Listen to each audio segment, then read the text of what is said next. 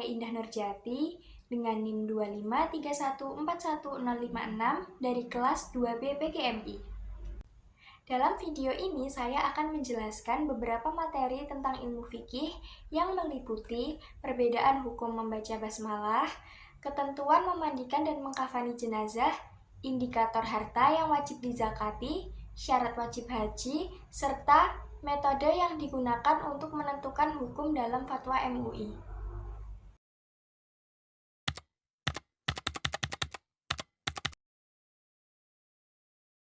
Dalam Islam, perbedaan pendapat para ulama merupakan hal yang sangat wajar, karena adanya perbedaan metode dalam memahami Al-Quran dan hadis.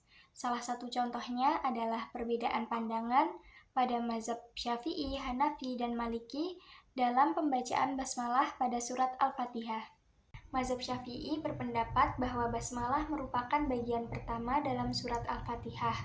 Oleh karena itu, membaca basmalah merupakan bagian yang wajib saat kita membaca surat Al-Fatihah dalam sholat.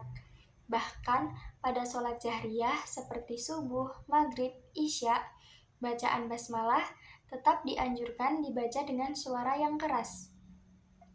Berbeda dengan itu, mazhab Hanafi berpendapat bahwa basmalah bukan merupakan bagian dalam surat Al-Fatihah, merupakan ayat yang berfungsi sebagai pemisah antar surat. Oleh karena itu, membaca basmalah disunahkan dibaca secara lirih atau pelan. Sementara itu, mazhab Maliki memiliki perbedaan pandangan.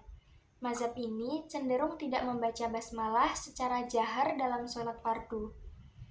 Mazhab ini berpegang teguh pada praktik masyarakat Madinah yang diwarisi dari generasi Nabi. Nah, dari perbedaan tersebut kita dapat mempelajari bahwa para ulama memiliki sumber yang sama, yaitu Al-Quran dan hadis, tetapi memiliki metode ijtihad yang berbeda. Oleh karena itu, perbedaan ini disebut masalah khilafiyah atau perbedaan fikih yang tidak berkaitan dengan akidah.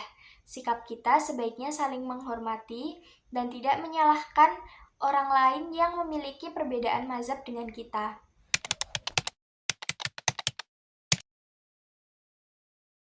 Dalam Islam, orang yang paling berhak memandikan jenazah adalah orang yang memiliki jenis kelamin yang sama dengan jenazah tersebut. Ketentuan ini bertujuan untuk menjaga kehormatan dan aurat jenazah tersebut. Tetapi, terdapat pengecualian bagi suami istri yang diperbolehkan saling memandikan ketika salah satu dari mereka meninggal dunia. Selain itu, keluarga terdekat lebih diutamakan dalam proses pengurusan jenazah, karena dianggap lebih mengetahui kondisi dari almarhum atau almarhumah tersebut. Keluarga yang amanah dan memiliki pemahaman tentang fikih jenazah lebih besar tanggung jawabnya untuk memastikan proses pengurusan jenazah sesuai dengan syariat Islam. Setelah dimandikan, kemudian jenazah dikafani. Untuk jenazah laki-laki disunahkan menggunakan 3 lapis kain kafan putih yang digunakan untuk menutup seluruh tubuh. Sementara jenazah perempuan menggunakan 5 lapis kain kafan yang terdiri dari beberapa bagian tambahan seperti kerudung dan penutup dada. Perbedaan dari lapisan kain kafan tersebut didasarkan dalam upaya untuk menjaga kehormatan dan aurat perempuan secara lebih sempurna. Hal ini menunjukkan bahwa Islam sangat menghormati manusia bahkan setelah ia sudah meninggal dunia.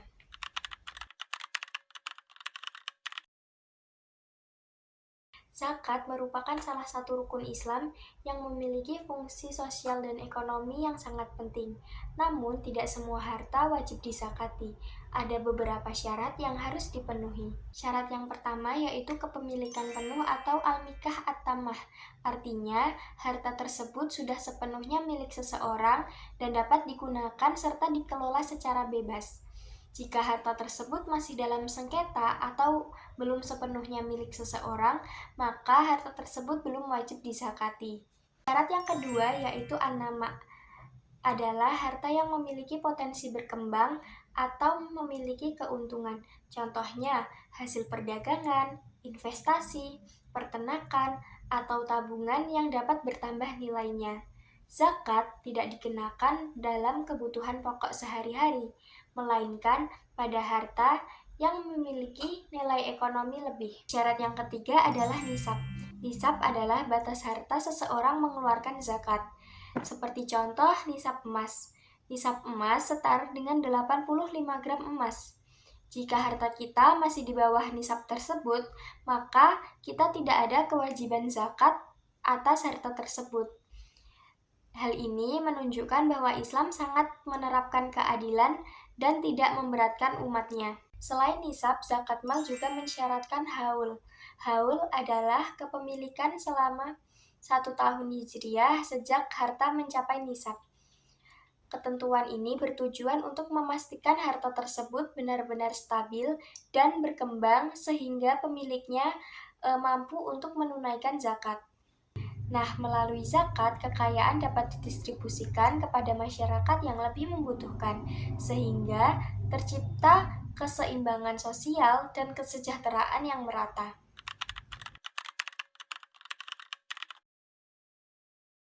Haji merupakan rukun Islam kelima yang wajib dilaksanakan oleh umat muslim.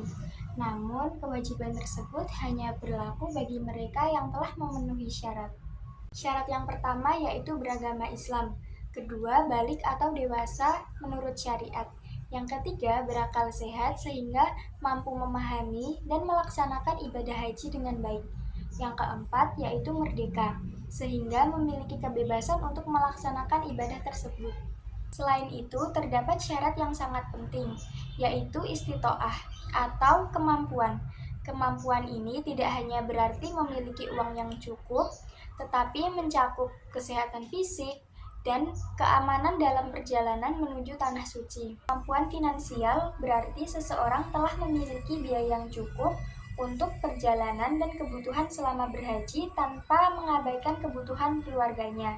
Sementara itu, kemampuan fisik berarti kesehatan tubuh seseorang yang memungkinkan untuk melaksanakan ibadah haji yang memerlukan tenaga dan ketahanan tubuh.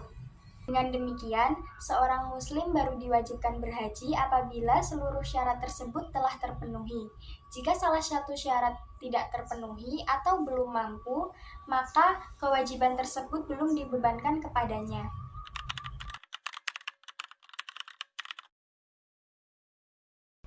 Nah, dalam menghadapi persoalan-persoalan baru yang belum dibahas pada kitab fikih klasik, metode MUI menggunakan 3 metode utama.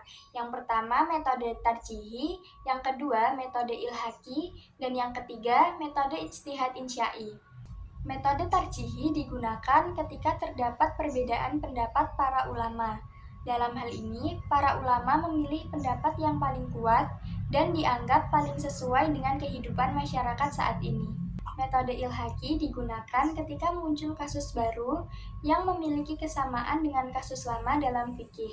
Nah, hukum kasus baru kemudian dianalogikan dengan hukum yang telah ada berdasarkan kesamaan alasan hukumnya. Adapun metode ijtihad insya'i digunakan untuk persoalan yang benar-benar baru dan tidak memiliki padanan dalam literatur klasik. Nah, dalam kondisi seperti ini, para ulama melakukan kajian mendalam terhadap Al-Quran, hadis, usul fikih, dan maqasid syariah, serta kondisi sosial masyarakat untuk menerapkan hukum baru yang sesuai dengan prinsip-prinsip Islam. Perlu dipahami bahwa secara hukum negara, fatwa MUI tidak bersifat mengikat atau tidak memiliki kekuatan hukum seperti undang-undang. Namun, secara sosial dan keagamaan, fatwa MUI memiliki pengaruh yang sangat besar karena masyarakat Muslim di Indonesia menjadikannya pedoman dalam kehidupan beragama. Demikianlah pembahasan mengenai beberapa materi penting dalam ilmu fikih, yaitu perbedaan hukum membaca basmalah menurut mazhab, ketentuan memandikan dan mengkafani jenazah, syarat harta yang wajib dizakati, syarat wajib haji, serta metode penetapan fatwa oleh Majelis Ulama Indonesia. Dari pembahasan tersebut, kita dapat memahami bahwa hukum Islam memiliki dasar kuat, baik dari Al-Quran, hadis, maupun hasil ijtihad para ulama yang dilakukan secara ilmiah dan dapat ditanggungjawabkan. Selain menambah pengetahuan, mempelajari fikih juga membantu kita memahami cara menjalankan ibadah dan kehidupan sehari-hari sesuai dengan tuntunan syariat. Perbedaan pendapat yang ada di kalangan ulama hendaknya menjadi sarana untuk memperluas wawasan dan menumbuhkan sikap saling menghormati, bukan menjadi alasan untuk saling menyalahkan.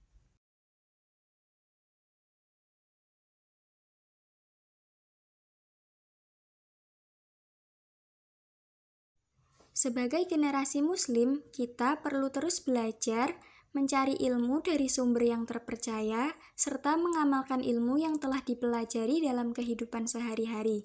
Semoga pembahasan ini dapat menambah pemahaman kita tentang ajaran Islam dan mendorong kita untuk menjadi pribadi yang lebih baik, berilmu, dan bertakwa kepada Allah Subhanahu wa Ta'ala.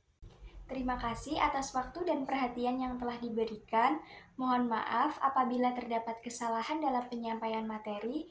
Semoga materi yang saya sampaikan hari ini dapat bermanfaat untuk kita semua.